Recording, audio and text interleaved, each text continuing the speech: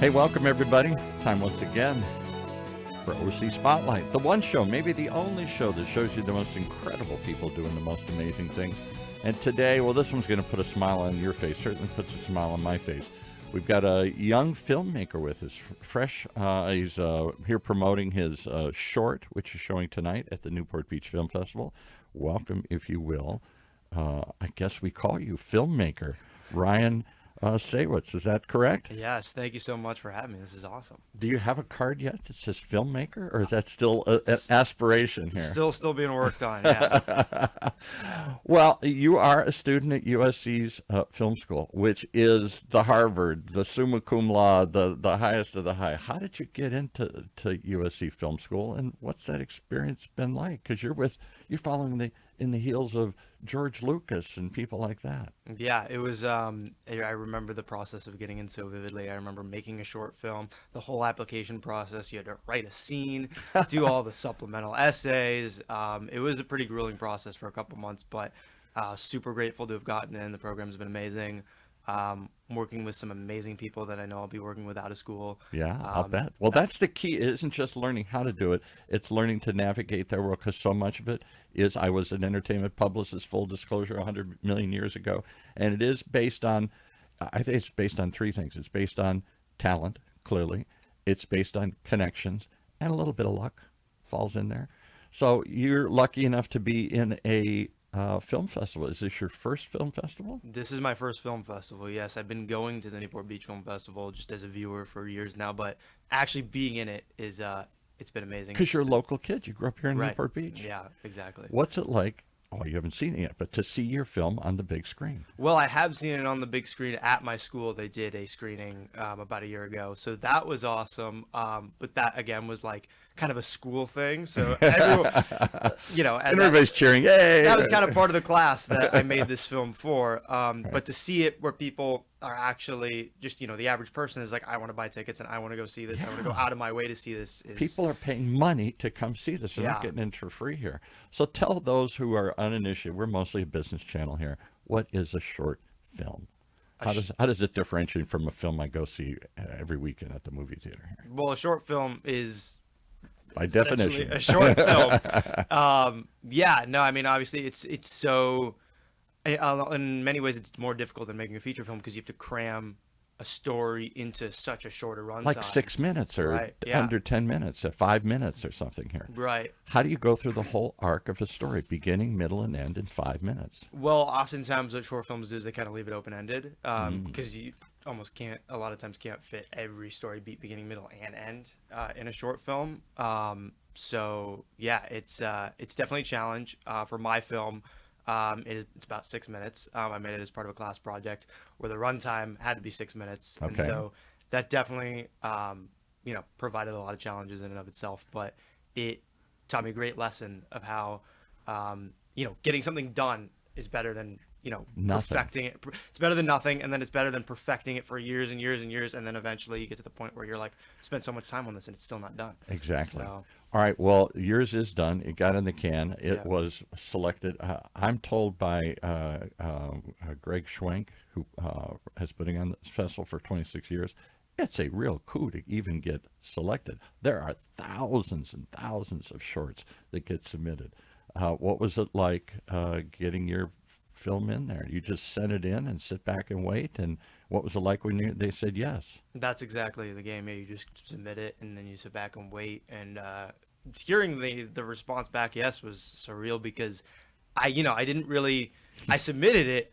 I intentionally didn't set my expectations insanely high just to try not to disappoint myself. Yeah, the first time out, okay, just to be selected, and I'll learn how to do this better next time. Right. But yeah, it was amazing. And I didn't even know like the specific stats of how many people apply versus how many people actually get in. I only found that out after I got in. Huge. It's huge. That was also mind-blowing. Yeah. That was a little bit of a kind of a wake-up moment, like, wow, like, I'm here. Well, so far you won't remember this reference. Maybe your family will, but I grew up, I'm much older than you. I grew up watching Mickey Rooney films from the 30s and 40s and stuff here. And it was like, they just get together with Judy Garland, let's make a movie. And suddenly it's on Broadway or it's a play or something here.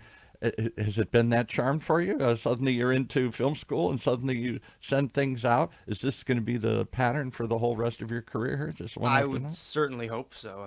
As soon as I want to make a movie, I can just make it and get it done. And Yeah. then there's another one, and there's another one Right. forever Just here. keep churning them out. Yeah, that's the ultimate goal. Yeah. Well, let's find out about your film. It's called Followed. Yes. I'm reading from the Newport Beach Film Festival. Anybody wants to know about it, go to newportbeachfilmfest.org and look under, is it narrative shorts? Because there's documentary shorts. Yeah, it's different under kinds of- narrative shorts. The screening block is called Short Paths Forward. So. Okay, and it's here's what they say on the site, and see if this is correct. Stephen, a private investigator looking into a criminal organization, stops at a bar. I like it already. To take his mind off of work. However, a seemingly peaceful drink is interrupted when a conversation with a stranger, always got to be a stranger, takes a sinister turn. Dun, dun, dun. So, what's the genesis? Where'd this story come from? Just out of your imagination? You were at a bar one night? Where did this come from? Well, the story came from so at USC we have this class that's a junior thesis class where you're making these 6-minute films. Okay. And the class in the semester before that is a screenwriting class where you're working on the script for these films. Okay. And so we had a prompt in that class one day where it was like, if someone have two characters, one encounters the other, and who's the worst possible person that they can encounter or run into. And it was Interesting. the prompt was intended to come up with comedic ideas, but Right. I thought, what if I could turn this into kind of like a thriller idea or like a mystery idea? And so I thought, The mysterious stranger that changes everything. right. And so I came up with the idea of a detective at a bar, and someone he's investigating walks in and starts threatening him, and that was kind of where the whole idea came There you from. go. All right. Well, you're the writer and the director of this project. Talk about the other team here, because it's always a team: producer, cast, cinematographer, editor. You got a whole crew here. Yeah, they were all amazing. They helped out so much, helped keep my head on a swivel, because it was definitely a process getting this film made in such a tight time frame. So my producer Jordan and my cinematographer Nia, they did so much to help me out on set and just in the pre-production and in the post-production as well. And the cast, you got some real good actors in here. These aren't Yeah. just kids doing this here. Yeah, no, we used casting websites and found local actors in LA, and they were amazing to work with. And yeah. Well, it's at the Newport Beach Film Festival this evening. For those listening live, this is Monday the 20th. For those later, is there any way to ever see these things on YouTube or something, or do I have to go to another film festival to find it here? You will potentially have to go to another film festival because I'm going to keep submitting it, keep going on the festival circuit, try to get as much out of it as I can before releasing it publicly. But there is a trailer on YouTube for it. There is, okay. Yes. And how do we find that? It's called Followed Short Film Teaser. Followed short film teaser on Yeah. YouTube. We'll check it out. Yes. Or you can come tonight. I would say come tonight, but I believe it's sold out. You got 2 screenings. Yes, You and a I bunch just- of these other short programs are already sold out here. As a matter of fact, so yes, I have 2 screenings. A second one was scheduled because the first one sold out. Matter of fact, I just found out the second one sold out. So pretty exciting stuff. Pretty exciting stuff here. Well, I hope that you'll keep us informed of your journey along the way. Yes. A local kid making good, getting into the Newport Beach Film Festival. What is obviously the start of a long and promising career. Thank you so much, Ryan Saywitz, for coming by and sharing a little bit of this amazing journey, this rocket ship to the moon that you've been riding here. Thank you. Thanks so much for joining us.